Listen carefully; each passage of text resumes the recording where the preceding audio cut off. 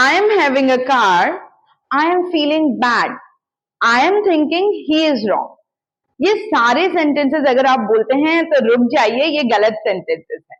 Hello friends, welcome to English voice classes. आज मैं आप लोगों के लिए स्टेटिव वर्ब लाई हूं। स्टेटिव यानी कि कहीं ठहरना।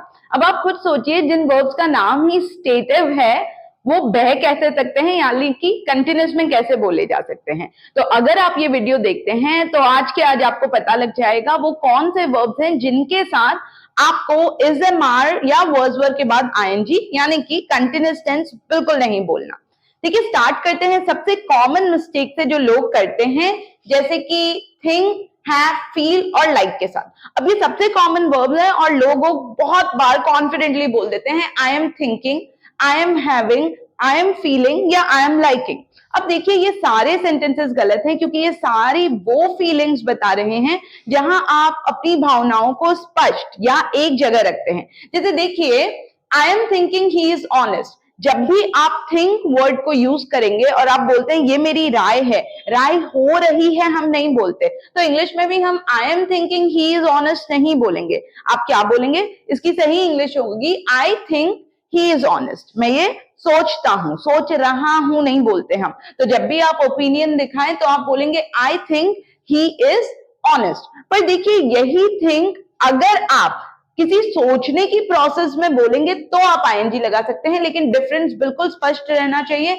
अगर आप ओपिनियन दे रहे हैं तो I am thinking he is wrong, he is right आप नहीं बोल सकते, आई थिंक बोलेंगे। लेकिन अगर आप सोचने की प्रोसेस दिखाएं, यानी कि मैं ये सोच रहा हूं इस वक्त, तो आप आईएनजी लगा देंगे। तो ये सेंटेंस गलत था, लेकिन I am thinking about the problem, अभी मैं क्या कर रहा हूं, मैं समस्या के बारे में सोच रहा हूं, बिल्कुल सही है। तो जब भी आप अपना ओपिनियन दें इंग्लिश बोलते समय, I am thinking he is a good boy, ये गलत इंग्लिश है क्योंकि आप राय बता रहे हैं। तो ये बिल्कुल क्लियर रहेगा, जब आप ओपिनियन देंगे तो आप आई एम थिंकिंग नहीं बोलेंगे, आई थिंक बोलेंगे। जबकि जब आप किसी सोचने की प्रोसेस के बारे में, यार मैं सोच रहा हूं कि उसको क्या गिफ्ट दिया जाए, तो आप आई एम थिंकिंग बोलेंगे। उसी तरह से देखिए, आई एम हैविंग अ कार। जब भी आपके पास कोई चीज है, आप अपना मालिकाना हक जता रहे हैं कि मेरे पास ये चीज है, आप कभी भी हो रही है नहीं बोलेंगे, है ना। जैसे मेरे पास एक पेट डॉग है, तो आई am having a pet dog नहीं बोलना है, भले ही आप उस वक्त के बारे में क्यों ना बोल रहे हो। आप हमेशा क्या बोलेंगे? I have a car, I have a pet dog, I have a sister, I have 2 notebooks, I have something very precious. I am having आप नहीं बोल सकते। तो प्लीज लोगों के सामने जब आप ये भी क्यों ना जता रहे हो कि अभी आपके पास वो चीज हो रखी है, आप बोलेंगे I have, I am having this that नहीं बोलेंगे। तो जब भी आप मालिकाना हक बताएं, इसमें वर्ब का आईएनजी फॉर्म यानी कि is am are plus ING या वर्स वर्ब प्लस आईएनजी नहीं लगेगा। लेकिन मान लीजिए आप इसी हैव को खाने के लिए या किसी मजा करने के लिए, हम जब कहते हैं यार आई am having a great time, तो आप कंटिन्यूस लगा सकते हैं क्योंकि ये दोनों प्रोसेस हैं। ये स्टेटिव यानी कि ठहरे हुई फीलिंग्स नहीं है। मालिकाना हक तो एक ठहरा हुआ फीलिंग है। जब आप कह रहे हैं मेरे पास ये चीज है, इसमें कंटिन्यूस जैसी कोई चीज होती ही नहीं है। जो चीज आपकी है वो आपकी ही रहती है। और जब मैं आपको कह रही हूं मेरे पास एक बहुत बड़ा व्हाइट बोर्ड है, तो मैं आई am having a white board कभी नहीं बोलूंगी, मैं बोलूंगी I have a white board. लेकिन अगर मैं कह रही हूं कि मैं लंच कर रही हूं, अब बहुत बार ईट की जगह लोग हैव वर्ब यूज करते हैं और इसीलिए आप सुनेंगे मैम लोग आई एम हैविंग लंच तो बोलते हैं, क्योंकि यहाँ वो खाने के लिए उसको यूज कर रहे हैं, ना कि किसी मालिकाना हक दिखाने के लिए। वैसे ही मजे करने के लिए भी बहुत बार हैव वर्ड यूज होता है, उसमें भी आप बोल सकते हैं I am having a great time, I am having fun, क्योंकि ये दोनों ही प्रोसेस की तरह वर्ब्स के जगह यूज किए जाते हैं। लेकिन मालिकाना हक, अगर आपके पास कोई चीज है, I have a house, I am having a very beautiful house in Jaipur, Dehradun नहीं बोलेंगे आप। ठीक है, ओके। नेक्स्ट आता है, ऑफकोर्स स्टेटिव होगा ही। फील होता है सबसे बड़ा इमोशन का क्रिया, फील यानी कि महसूस करना या आपको लगना। अब देखिए इसमें भी वही पंगा रहता है, आप आई एम फीलिंग सिक नहीं बोल सकते, यानी कि जब आप किसी चीज को अनुभव कर रहे हैं, अनुभव करते हैं, आप कोई ऐसी फीलिंग बता रहे हैं कि यार मुझे ये लग रहा है, आप आई एम फीलिंग नहीं बोलेंगे। मान लीजिए मुझे बीमार सा लग रहा है, भले ही वो सुनने में लग रहा है, बट आई एम फीलिंग सिक गलत इंग्लिश है। ये एक स्टेटिव यानी कि ठहरी हुई फीलिंग है, इसके साथ आप आईएनजी नहीं बोलेंगे, आप बोलेंगे आई फील सिक। या मुझे बड़ा खुशी सा महसूस हो रहा है, I feel happy, I am feeling happy गलत इंग्लिश है। तो आप याद रखेंगे, अगर आप कोई भी इमोशंस, कोई भी अनुभव को स्पष्ट कर रहे हैं, वो I am feeling sick, I am feeling bad, I am feeling happy नहीं होगा। I feel happy, I feel bad, I feel happy. लेकिन यही फील कोई चीज को हाथ से छूकर जब आप महसूस करते हैं, जैसे मान लीजिए कोई कपड़ा खरीदने गए हैं, है ना, और कपड़ा खरीदने से पहले हम छू के उसको महसूस करते हैं, तो उस चीज को जब आप बोलते हैं मैं इसको छू कर महसूस कर रहा हूं, वो एक स्टेटिव वर्ब नहीं है, वो फीलिंग नहीं है, वो एक प्रोसेस है। देखिए, आप किसी चीज को छू के महसूस कर रहे हैं तो फिर आप आईएनजी बोल सकते हैं। इसीलिए लोग बोलते हैं I am feeling the texture, I am feeling the quality, I am feeling the smoothness. किसी चीज को लिटरली छू के महसूस करने के लिए आप आई एम फीलिंग बोल सकते हैं। लेकिन ऐसी कोई भी फीलिंग, कोई भी एहसास जो आप कह रहे हैं यार मुझे बड़ा अपसेट फील हो रहा है, आई एम फीलिंग, नहीं, I feel upset, I feel happy. तो ये भी क्लियर है। सेम चीज लाइक में होती है। देखिए, आई एम लाइकिंग नहीं बोलते। अब लाइक के साथ साथ like, love, hate, prefer, I am liking, I am hating, I am preferring, I am loving नहीं बोलते। भले ही मैकडोनल्ड्स का जो वो जो लाइन्स है, अगर आप बर्गर्स खाते हैं, मुझे मैकडोनल्ड्स के बर्गर्स बहुत पसंद है, तो उसकी tagline he I am loving it. ये बहुत मार्केटिंग गिमिक है, या आप इनफॉर्मल तरीके से बोल सकते हैं, पर याद रखिए ग्रामेटिकली आप I am liking, I am hating, I am preferring नहीं बोलते। ये सब फीलिंग्स हैं। आप बोलेंगे I like this dress, I am liking this dress नहीं होती, I am hating this movie नहीं होती, आई हेट दिस मूवी। तो आप याद रखेंगे लाइक, लव, हेट, प्रेफर, ये सारी क्रियाएं वो हैं जो इमोशंस यानी कि आपकी लाइक या डिसलाइक बताती हैं। तो आई एम लाइकिंग टी नहीं होगा, आई लाइक टी। पर हाँ, कभी कभी इनफॉर्मल तरीके से लोग बोल देते हैं I am really liking this T. ऐसे मैं चाय नहीं पसंद करती, पर ये वाली चाय मुझे बहुत पसंद आ रही है। फिर भी याद रखिएगा ये बहुत रेयर है। I am liking, I am loving, I am hating, I am preferring नहीं बोला जाता। ये सब इमोशंस है, आप इनमें I like, I prefer, I love, I hate बोलेंगे तो सही रहेगा। उसी तरीके से कुछ वर्ब्स हैं जिनके साथ दोनों तरह से यूज होता है, पर आप प्रेफर ना करें कि आप आईएनजी बोलें, जैसे टेस्ट। अब देखिए, टेस्ट के दो मीनिंग हैं जो मैंने बाकियों में समझा है। एक टेस्ट होता है चखना।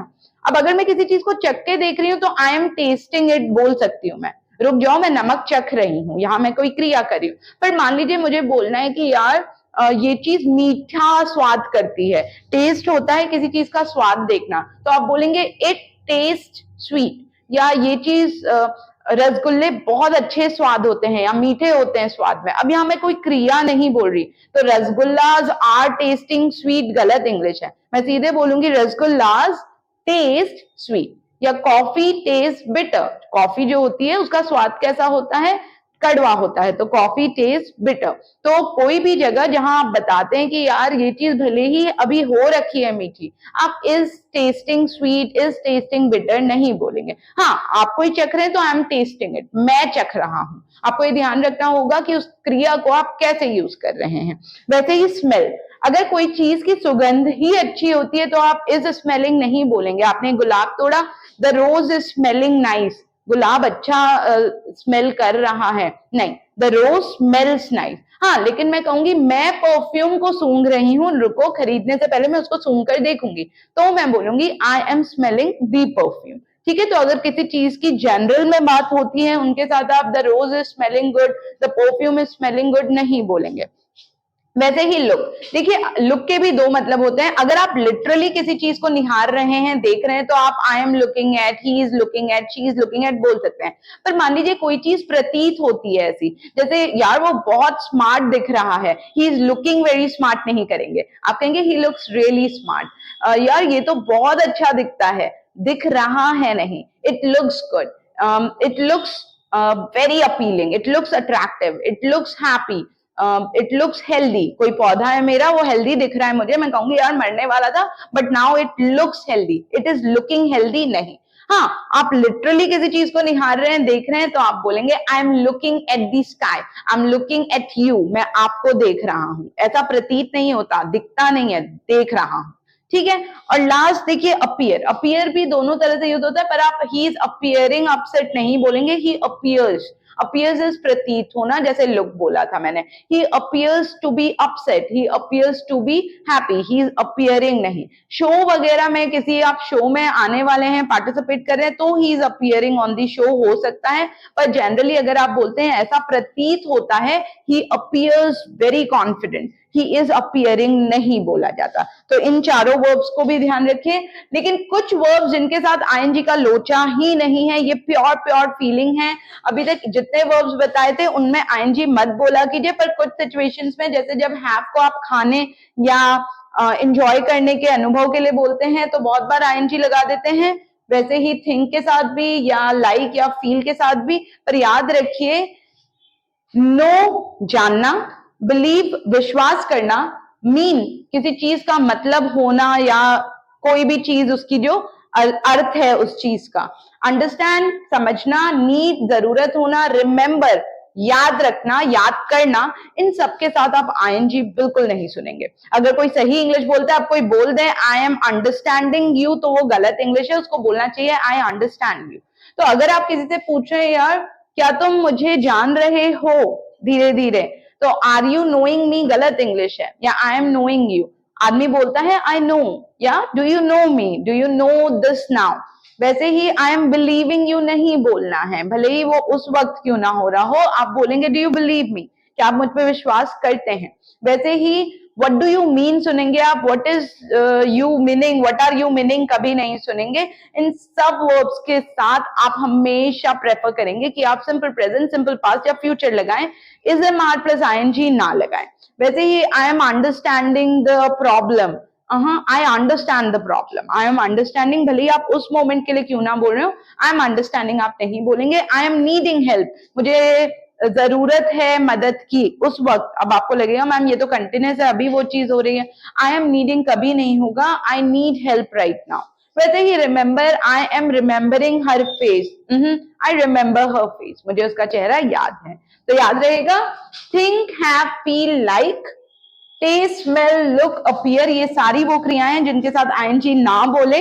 लेकिन अगर थोड़ा सा मीनिंग चेंज होता है, जो मैंने एक्सप्लेन कर दिया है, कभी कभी बोला जाता है। पर ये वाले जो वर्ब हैं जो बहुत स्पोकन इंग्लिश में बहुत काम आते हैं, no, believe, mean, understand, need और रिमेंबर, इनके साथ आप I am remembering, I am knowing, I am understanding, I am meaning, I am needing नहीं बोलेंगे।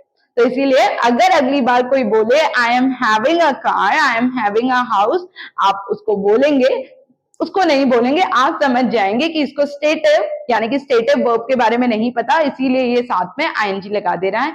आप हमेशा बोलेंगे आई हैव अ कार, आप बोलेंगे I feel sad, I am feeling sad नहीं, भले ही वो उस मोमेंट की बात हो रही है।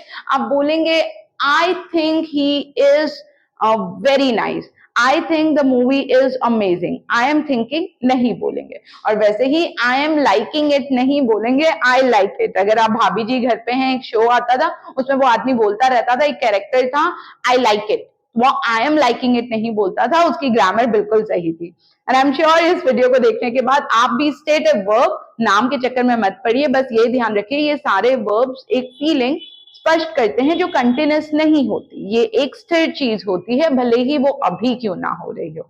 ये था आज का वीडियो। अगर आपको ये वीडियो पसंद आया हो और कंसेप्ट बिल्कुल क्लियर हो गया हो और ऐसे ही और वीडियोस देखना चाहते हो तो प्लीज चैनल को सब्सक्राइब कीजिएगा, कमेंट करके बताइएगा कि आपको और कौन से वीडियोस देखने हैं, ताकि आप ग्रामेटिकल एरर्स ना करें इंग्लिश बोलते समय। पुराने सब्सक्राइबर्स को दिल से थैंक यू, हमेशा की तरह इतना प्यार देने के लिए। ये था आज का वीडियो। ऐसे ही एक इंपॉर्टेंट वीडियो में मिलते हैं अगली बार, तब तक के लिए बाय बाय।